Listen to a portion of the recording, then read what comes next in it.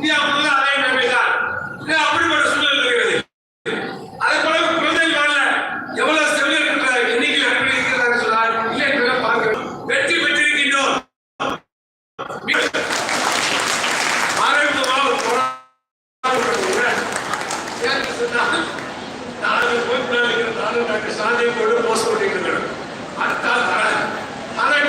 மிகப்பெரிய டீம் பட்டாளமே வேலை செய்கிறது.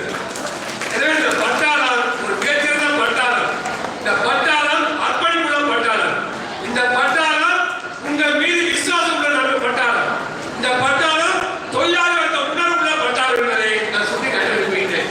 போராட்ட விஜயேஷன் பார்க்கிறோம், எவ்வளவு சுமசுமாக பணியாற்ற பார்க்கிறோம். அதே போலவே பண்ணினாங்க உங்களுடைய தலைமை உங்களை வெற்றி கிடைச்சது சொன்னால் உங்களுடைய உறுதிப்பாடு ஒரு காரணம். அதே சமயத்தில் உங்களை வாய்த்த மிகச்சிறந்த நேர்மையான தலைமை என்பதையும் சுட்டிக்காட்ட கடமைப்பட்டிருக்கிறேன். இதனுடைய வரலாற்று கடமை என்று சொன்னால் இந்த சங்கத்தை மேலும் வலுப்படுத்த வேண்டும். மேலும் வலுவோடு போராடின ஒரு மிகப்பெரிய ஆயுதமாக இந்த சங்கத்தை மாற்ற வேண்டும். இந்த சங்கத்தை ஒரு புலி மூட்டையாக மாற்ற வேண்டும்.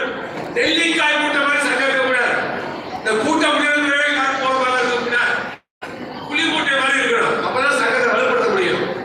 அந்த சங்கம் நீங்கள் செயல்பட வேண்டும் கேட்கப்படுகிறேன். உங்களுக்கு ஏராளமான கோரிக்கைகள் இருக்கிறது. ஒப்பந்தங்கள் வந்துட்டீங்க. மாத ஊதியவர்களே 18,000 ரூபாய் போதுமானது போதாது. தமிழ்நாடு அரசுக்கு தெரியும், மாண்புமிகு அமைச்சர்களுக்கு தெரியும், எல்லாருக்குமே தெரியும். வேலையில் பல்வேறு சங்கம் சேர்ந்தவர்கள் ஆர்பிஎஸ்கே பார்மசிஸ்ட் இருக்காங்க, பல்வேறு அரசு மருத்துவமனை பணியாளர் இருக்காங்க. அதே போல பார்த்தீங்கன்னா நம்முடைய லேப் டெக்னீஷியன் சங்கம் இருக்கிறது. ஏராளமான சங்கங்கள் வேலையில் இருக்கிறார்கள். அவர்களுக்கும் கோரிக்கை இருக்கிறது, உங்களுக்கும் கோரிக்கை இருக்கிறது. நமக்கெல்லாம் என்ன வேண்டும் அளித்து பணி நிரந்தர வேண்டும், காலமுறை புதிய வேண்டும். காலமுறை புதியம் இல்லாமல் நீண்ட காலத்திற்கு 18,000 புதியத்தை பெற்றுக்கொண்டு நம்மால் ஒரு வாழ்வை ஒரு டிகிரிஃபைட் லைஃபை வாழ முடியாது. ஏன்னா அப்படிப்பட்ட சூழல் என்று சொன்னால் நாம் அதற்காக குரல் கொடுக்க வேண்டும், அதற்காக போராட வேண்டும். போராட்டத்தை மதிக்கக்கூடிய அரசு தான் இன்றைய திராவிட முன்னேற்ற அரசு, ஜனநாயக உடல்மிக்க அரசாக இந்த அரசாங்கம்.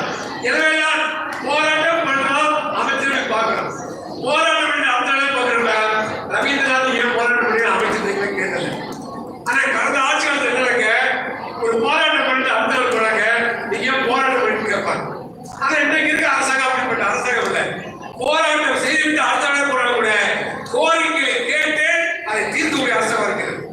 இதே அரங்கத்தில் 2வது பாராட்டு விழா, இதே திருமண மண்டபத்தில் 2வது பாராட்டு விழா ஏற்கனவே அமைச்சர்களுக்கு இருக்கிற பொழுது நான் குறிப்பிட்டேன். ஆரம்ப சுகாதாரத்தில் பால தொகுப்பூதியமாக வெறும் 1,500 ரூபாய் மட்டுமே வாங்கிய ஆசிரியர் தூய்மை பணியாளர்களுக்கு இன்னைக்கு மாதந்தோறும் 19,000 ரூபாய் தொகுப்பூதியம்.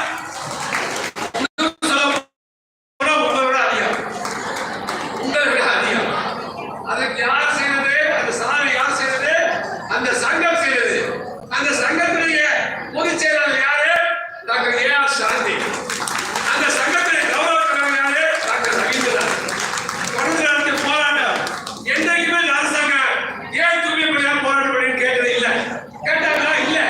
ஆனால் அதுக்கு மாறாக இந்த அரசாங்கம் 1,500 ரூபாய் ஊதியத்தை 19,000 ரூபாய் மாற்றிக்கிட்டு சொன்னால் அது சமூக நீதியில மிகப்பெரிய சாதனை, ஒரு மைல்கல். மறந்துவிடக் கூடாது. எனவே நமக்கு இங்க இருக்கக்கூடிய